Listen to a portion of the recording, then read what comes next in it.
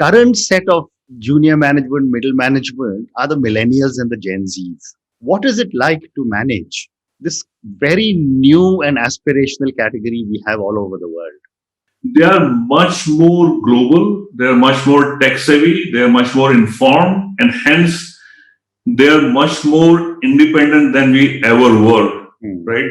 Even 10, 15, 20 years ago. And you really just cannot give them a command and expect them to just follow it, right? You have to collaborate with them, you have to understand, and you have to develop a strong relationship. And as long as you're willing to do that, I find that they are just people. I don't think they are a different category of people at all. I actually love working with them because they are the ones who bring a lot of fresh ideas. They are not afraid of challenging you. They're not afraid of putting their point of view. What else you need if you get all of that for free?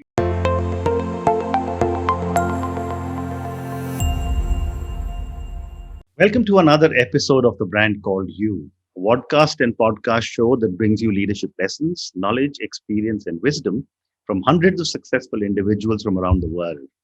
If you're new to our channel, please consider subscribing to it and hit the bell icon so that you never miss an update.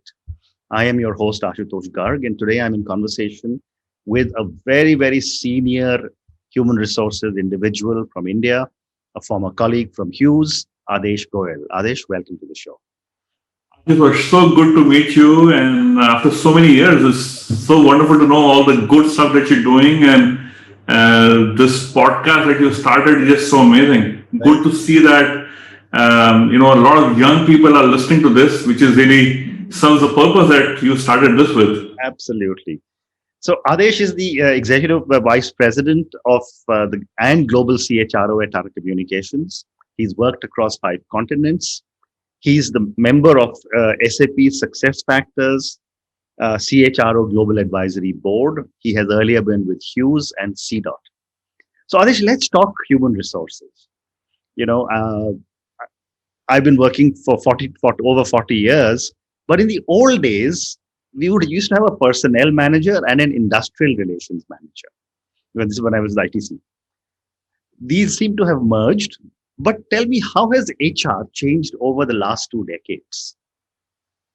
I think, just like technology has gone wild and disrupted everything, in the last 35 plus years that I've been working, HR has completely changed. By the time I started working in HR, and that was not my first job, first role. HR had already started to change, but in the last 20 years, it has actually become a very, very important business partner, right? Somebody as a function or a role that people look up to, which can really enable the business. And I dare say now that it can actually go beyond the business partner. It can really, just like marketing, just like strategy, it can really help unleash the purpose of the organization in a very, very different way in which organizations may not really expect HR to do. Very interesting. And, again, over the years, I have seen, and when I was running large companies also, there is a very, very different equation that has evolved between the CEO and the CHRO. Today, the CHRO is almost like the right-hand man of the CEO. Why is this happening? So I think it is because ultimately businesses that are built today are really the powerhouse behind that is people, unlike any other assets. Right? So most companies today are asset light, and even those companies that are asset heavy, the force multiplier comes from people, right? And Dr. Ram Charan, who is, a coach to, the Fortune 500 CEOs and perhaps the foremost voice in strategy and human resource strategy, has talked about the concept of 3C, right? So the CEO, CHRO, and CFO, correct, which can really be a very important combination to really unleash, the power that an organization can have and the purpose it can serve. So, it's just simply because people have become the most important facet of any organization today. And, again, going back to my working life, it was when we used to go to the personnel manager, it was either for the organizational structure or for an increment or for a promotion. Today, I find that the HR head or the CHRO uh, is involved in every strategic discussion, every strategic decision. What is the CEO relying on as far as the CHRO is concerned? Yeah, so that's actually very, very important question, and let's try to dive deep into it. Any decision, whether you talk about structure, you talk about strategy, you talk about design, you talk about transformation, it really involves people, Correct. right? And ultimately, people are really the drivers of anything that is happening in the company. And you need someone who can look at the people aspect of everything Mhm. and integrate with everything else. Right. Right? So people today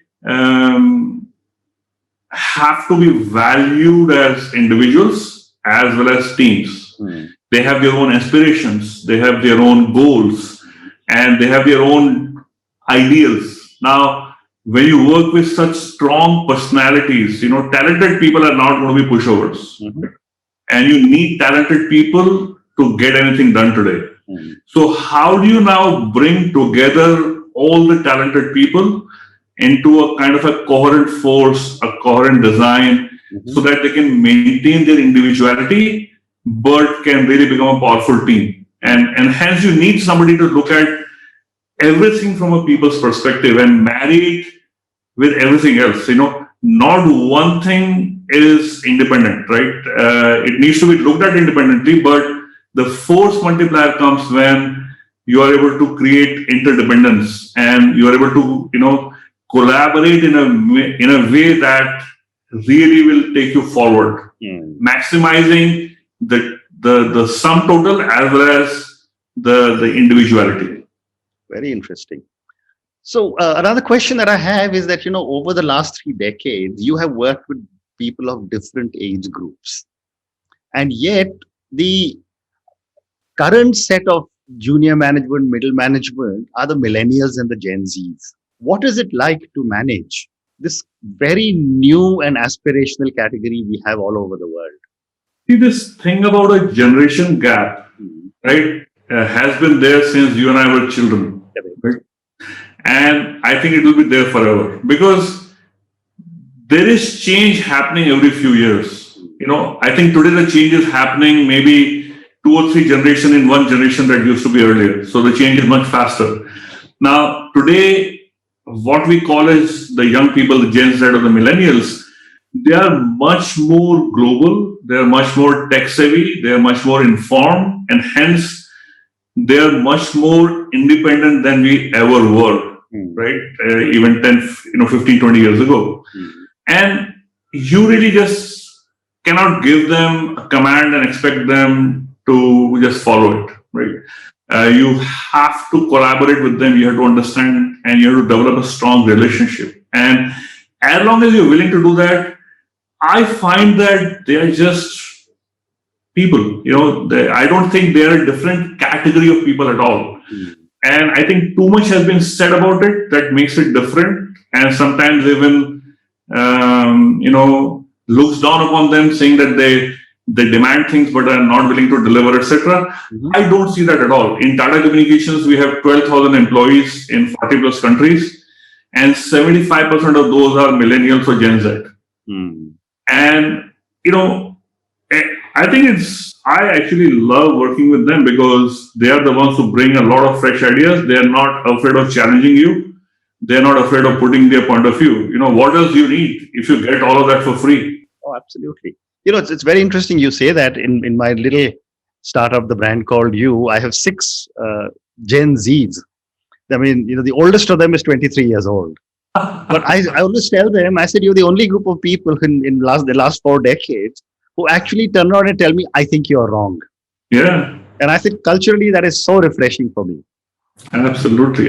Fortunately, Ashutosh, I was lucky to work in companies where right from 80 time when I joined CDOT, it was encouraged that you will bring your point of view, right? So when you're, for example, when we are building a central office switch, for the first time in India, right, the digital telephone exchange, and critical peer review was valued, because if you don't do it, then you're building a switch that is supposed to have a downtime of less than 2 hours in 20 years. You really cannot do a wrong design or a wrong code or a wrong architecture. So I think even scientifically, critical reviews and critical feedback is very, very important. And I think in science it is there, for example, right?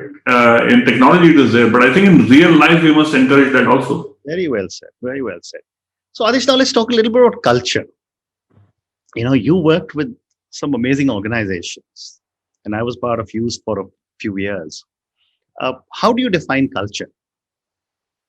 See, culture is the most nebulous thing that I know, right? Almost like ether that you can't see, but you can feel it. But it is the most powerful in my opinion, right? So culture is really, I feel that it is built on your core values, right? And beliefs of who you want to be, what you want to be. It's really the roots that ground you to earth, right? It may be honesty, it may be service, it may be, imagination or creativity. It depends on who you are and what organization you're trying to build, right? So I think the core values are all positive. They'll never be bad, right? Now, culture is really the personification or the beautification or the expression of your core beliefs and values, right? And it's really what brings it to life, right? So you can say, I am honest, right? Now, words don't mean much today, right? You have to deliver honesty. Now, how do you deliver honesty in so many different ways, right? And these rituals really glorify the values that you stand for. And that's what really provides culture a life that you and I can feel. And when new people come, they understand it, they feel it. So you can keep saying it, but are people feeling it? Are people experiencing it is really the litmus test. So culture is not something that you just develop once. You have to continuously nurture it, because the forces are very strong, right? You're not living in isolation. It's not like you created an inert gas that is not going to react with anybody, right? And if you're a growing organization, you lose 10% of your people every year. You're hiring 20% or 30% more employees every year. In any given year, 25-30% of your employees are new. It's like a flowing river. How do you create culture in a flowing river? You're not living in a pond, right? So it's actually the most amazing, powerful thing. And I think more work needs to be done to really understand that. Interesting. And for the thousands of people who will listen to our conversation, a lot of them are startup entrepreneurs. How does a startup founder build a strong culture? See, I think for a startup, and I have been fortunate to be involved in many startups, and other than Tata Communications, the previous organizations that I worked with were all startups when I joined. And I'm an investor in many startups as well. So I've been fortunate to be part of startups. I think the first thing is you have to believe in something, right? And you have to be almost mad to pursue it, because if it was a normal thing, you won't need a startup to doing that, right? So you have to have that commitment, the zeal, the never say die attitude, right? And I think the second thing is you have to be very caring, and you have to be, somebody who is honest, so that you can, the honesty and the caring is really what's going to lead to growth, because you have to create a seed that has to convert to a plant and a tree very quickly, right? And you need all the ingredients for that growth, which is culture, which is high performance, which is caring at the same time. And honesty needs to be always there. You have to be ethical, your integrity needs to be very high. Yeah. And that's what really becomes a force multiplier. Very interesting. And when you were talking a little while ago about culture, you also spoke about core values that help you to define the culture. My question to you is, what are some of the core values you believe in? So, first, for me, the most important thing is honesty and integrity, Correct. right? And honesty, I think we all understand. For defining integrity, my definition of integrity is what I learned at BITS Pilani, Mhm. right? The concept of system integrity. Mhm. It does the same thing always if you give the same input, right? That's what a good machine is supposed to do. Correct. So, are you able to do that consistently, right? Because that's what builds trust. That's what, so that's one, right? I think the second is courage. You know, to live with your values in every situation requires some amount of courage and commitment, right? And that also means that, I'm always fiercely independent, Mhm. but I have also learned in the last about 30 years perhaps to be, very strongly interdependent, knowing that one person cannot do anything. It doesn't matter who you are, right? And can you collaborate and work well with people, right? So I think both are important. It can't be just this or that. Both will be dysfunctional. Very interesting. And then, of course, are you able to make a difference to the work that you're doing, to the people that you work with, to the society you are in? And can you be a support to others? Do people see you as support, right? Without you claiming to be. And I would say the last thing would be simplicity. Can you remain grounded irrespective of your successes or failures? Okay, very interesting. So, Adish, I'm going to put the next segment of our conversation, and I would love to talk to you a little bit about gender diversity. I mean, you would be facing it in most of the organizations. In India, gender diversity is now being talked about a lot. I've spoken to many, many women leaders, and they say that I think much more needs to be done. My question to you is that uh, where are we on diversity in our country, and what can be done to improve it? So if you see well, I'm a big fan of Einstein, for example, right? But and many other people, but Einstein is one of them. And he said that you cannot be a great scientist if you don't believe in the force of the nature. Okay.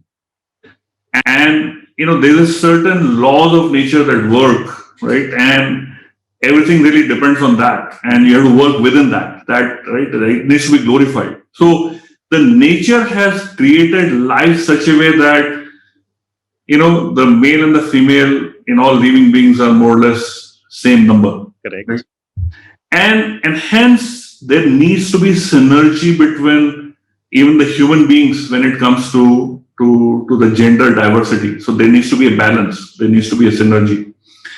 And somehow the way life evolved and the society evolved, where we have been and where we are coming from is not a good place, right? So I think we need to make a big leap. We need to make big changes. And so that's, I think, first thing. So it's like, for example, when you're building a team, right? There are 50% male, 50% female in the world. So rather than diving deep into one trench to make a team, I would rather, if I want to make a talented team, I would rather dig equally in both the trenches, right? Both the male and the female. Why would I want to go only female or only male? Absolutely. Right? And that's one. I think the second is, if I look back last 10 years, 20 years, 30 years, the good part is that progress is being made. All the good indicators. Where we are is not a good place right now. But there's no point criticizing where we are. We need to make a commitment about where we want to be and really extrapolate powerfully and make it into an exponential curve on how do we achieve that, right? Every change is exponential, right? Initially the progress is slow and then suddenly it comes up. And I'm very hopeful that this will come up. For this, I think several things are important, but I'll maybe talk about two. I think first is men need to take a missionary role on this. Correct. And they need to stand up and make a difference around them, right? In their families, in their teams, in their society, 5, 10, 20, 30, 50 people where you have influence. Can you make a difference there? So I think if each one of us does something, the collective will look very, very different. I think the second is there are certain biases that exist in the system. They are not deliberate biases, they are unconscious biases. So, for example, right now, the way the world works, biology works, the nature works, the children are reared by the female beings, right? And for that, they take leave, right? For example, when your human beings take leave, right? And companies give leave, law provides it and all that.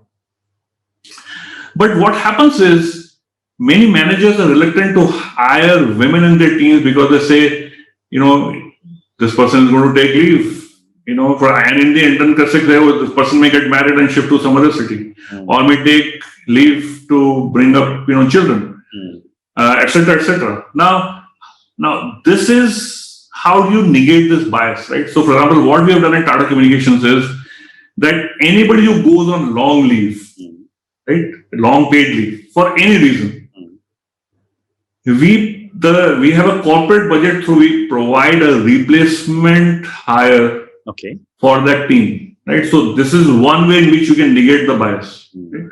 The second is when somebody goes on long leave, the managers and the teams tend to not value this contribution much. Say, hey, this person was on leave for 6 months, right, this year.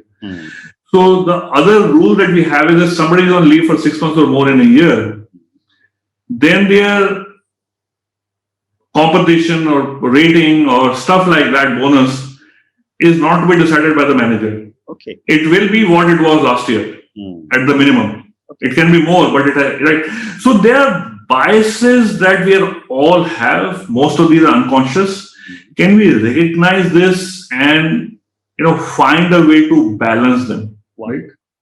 And of course, laws. Laws need to become more powerful, and more companies and organizations need to adopt it. But I think it's a personal change that everybody needs to make also. We really can't depend on somebody else to make this change. Very interesting.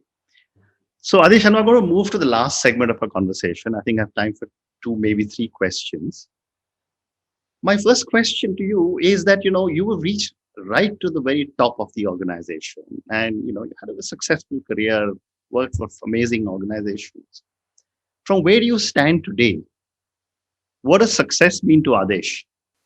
Success actually is the definition has changed over the years, right? Today, I think the definition of success is, can you be happy? Can you be in a situation where you are able to help and support others? And what I've seen is whenever I'm able to do that, it actually makes me happy, right?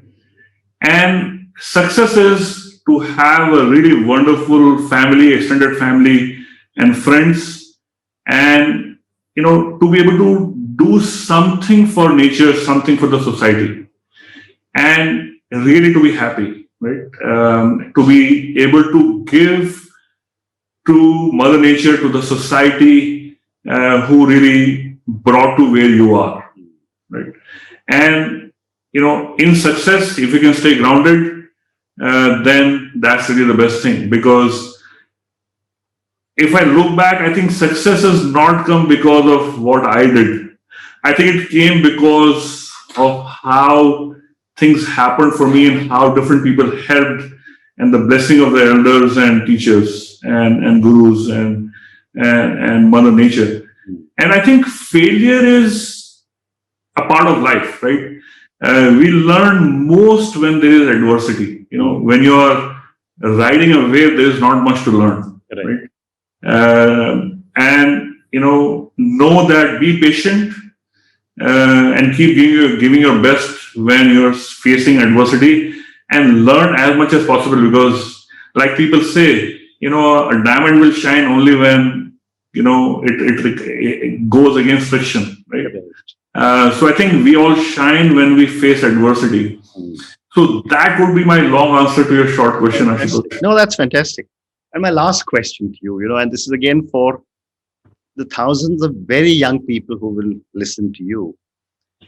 What would your advice be as someone who runs such a large number of people, 12,000 people? What would your advice be to a young individual who's starting off on her or his journey in the corporate world? I would say that, the half-life of learning has reduced today. 20 years ago, it would be 20 years, right? You learn something in your professional education and you get a job, you do something and you refresh it after 20 years and it can last you for another 20 years, right? Today, I think the half-life is 3-4 years and getting shorter. So I would say invest a lot in learning, right?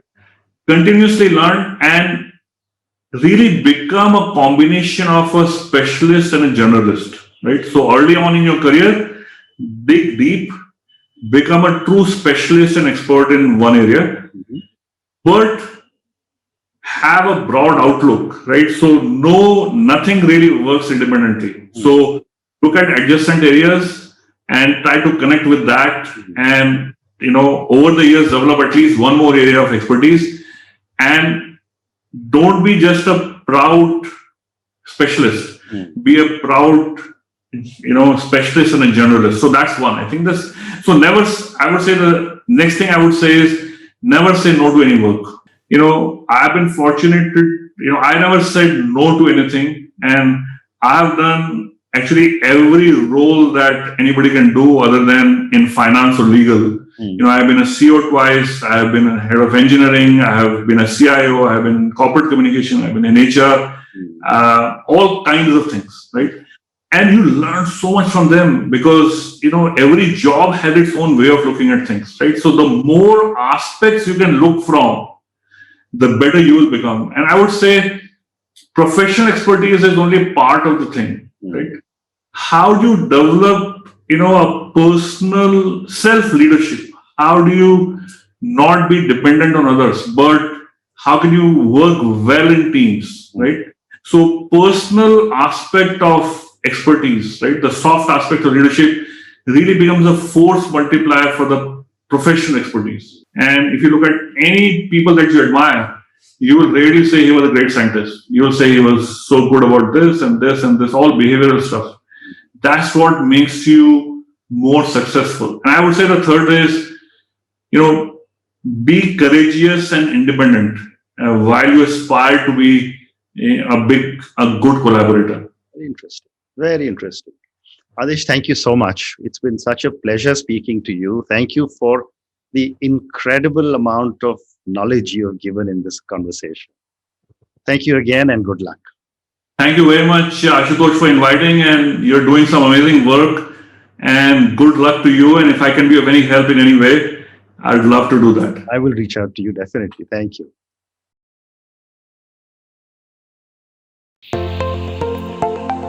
Thank you for listening to the Brand Called You videocast and podcast, a platform that brings you knowledge, experience, and wisdom of hundreds of successful individuals from around the world.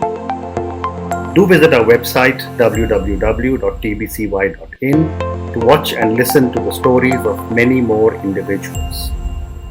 You can also follow us on YouTube, Facebook, Instagram, and Twitter. Just search for the Brand Called You.